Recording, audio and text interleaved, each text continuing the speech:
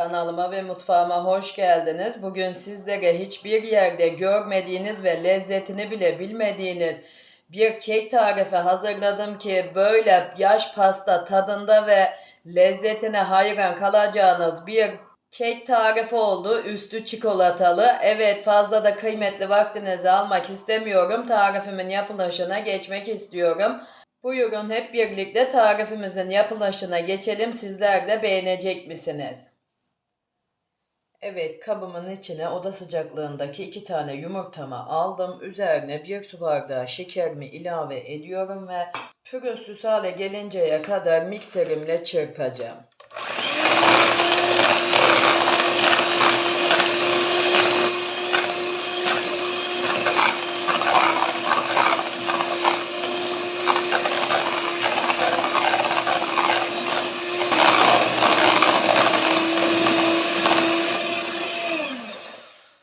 Evet, tamam, yeterli, köpürene kadar çırptım. Şimdi oda sıcaklığında sütümü de ilave ediyorum. 1 çay bardağı da sıvı yağ ilave ediyorum. Sütümün ölçüsü de 1 çay bardağıydı gördüğünüz gibi. Şimdi böyle 3-5 saniye karıştıracağım.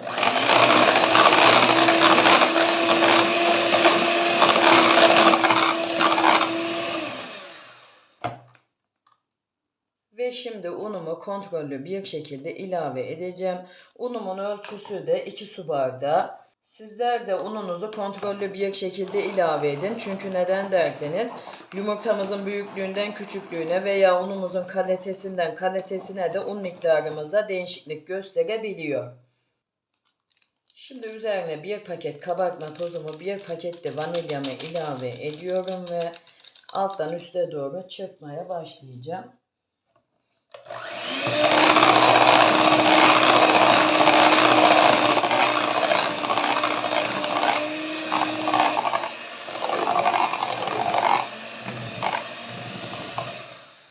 Tamam, yeterli, pürüzsüz hale gelinceye kadar çırptım.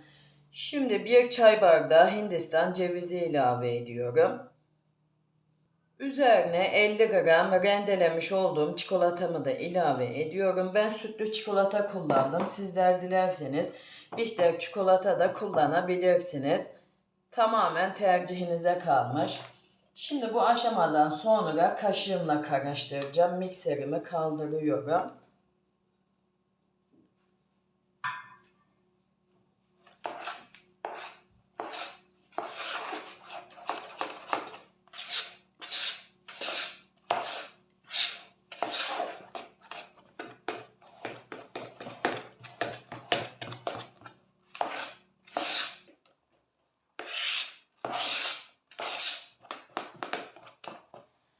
Evet, tamam, yeterli. Hemen böyle tepsimi getiriyorum.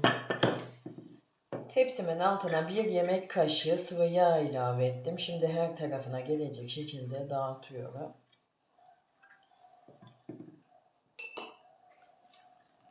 Ve şimdi kek harcımı ilave ediyorum.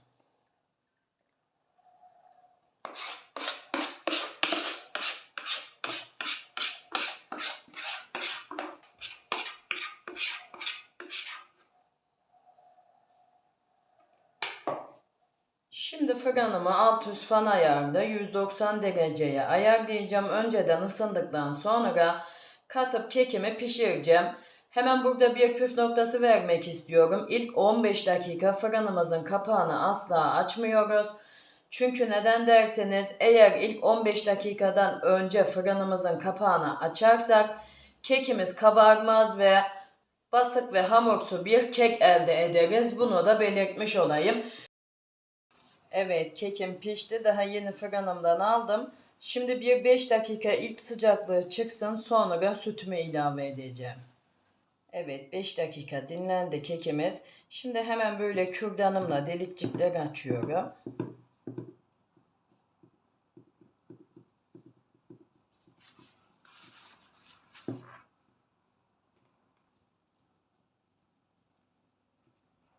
Tamam, yeterli. Şimdi üzerine 1,5 su bardağı soğuk sütümü ilave ediyorum. Eğer sizler sütün tadını biraz daha yoğun almak istiyorsanız böyle şerbet gibi akışkan 2 su bardağı süt de kullanabilirsiniz. Ben fazla sevmediğim için 1,5 su bardağı kullanmak istedim. Bunu da belirtmiş olayım. Şimdi kekimiz iyice sütünü çeksin ve tamamen de soğusun. Soğuduktan sonra üzerinden çikolata sosunu hazırlayacağım. Evet, kekim tamamen soğudu. Şimdi hemen böyle yan tarafa alıyorum ve çikolata sosumu hazırlıyorum. Bir paket sıvı krema ilave ediyorum.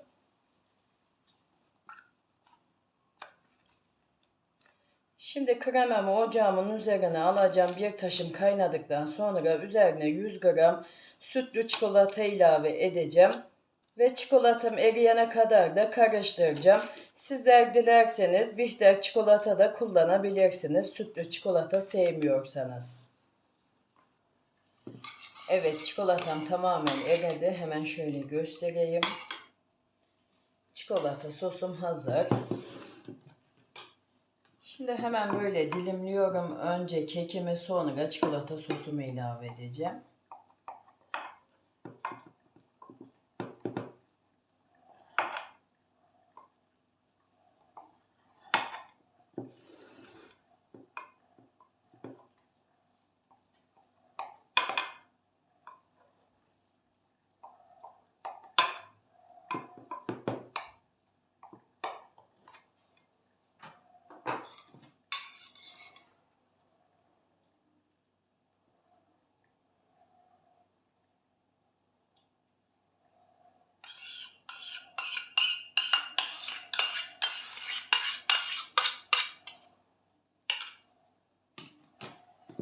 Şimdi hiç kaşık vurmadan böyle sağ sol yapıp çikolatamın her tarafına dağılmasını sağlayacağım.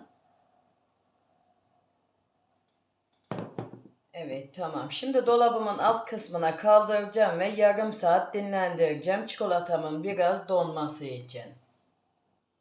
Evet, kekimiz dinlendi. Şimdi hemen böyle servis tabağımın içine almadan Antep fıstığı ile süslüyorum üzerini.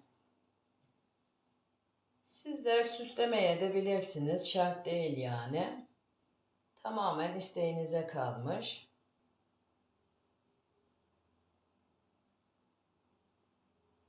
Şimdi hemen böyle bir dilim alıp iç dokusunu da sizlerle paylaşmak istiyorum.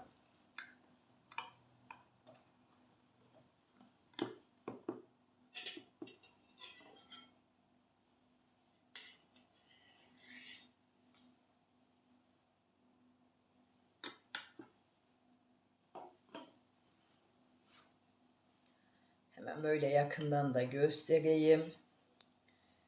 Yani sanki kek değil de yaş pasta oldu arkadaşlar. Gerçekten de asla abartmıyorum.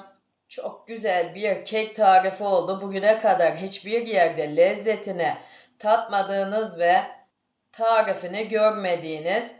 Hemen şöyle iyice yakından da çekmek istiyorum ki kekimin de hamursu olmadığını görün diye böyle tel tel kabarmaya doyamadı kekimde. Yani vermiş olduğum püf noktalarına dikkat ederseniz sizlerin de keki bu şekilde kabaracaktır, hamursu olmayacaktır.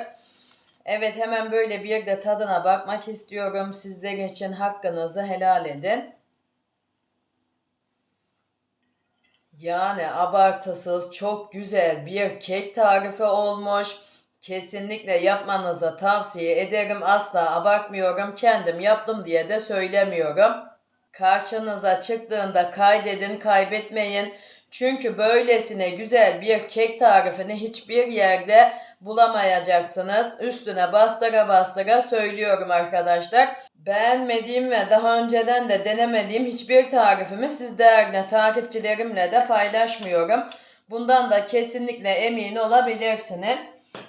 Evet, sizler böyle tarifimin son dakikalarını izlerken ben de sizlere yavaş yavaş veda edeyim. Eğer tarifimle alakalı aklınıza takılan sorunuz olursa yorumlar kısmına yazarsanız elimden geldiği kadar hızlı cevap vermeye çalışıyorum. Bunu da belirtmiş olayım ve hala kanalıma da abone değilseniz bir tıkla ücretsiz bir şekilde abone olup bildirim tuşlarınızı açarsanız Bundan sonraki gelecekteki bütün tariflerimden de haberdar olursunuz. Ve tariflerimi beğeniyorsanız sosyal medyalarınızda ve sevdiklerinizle de paylaşabilirsiniz. Kendinize iyi bakın. Allah'a emanet olun. Hoşça kalın. Bir sonraki tarifimde görüşmek üzere.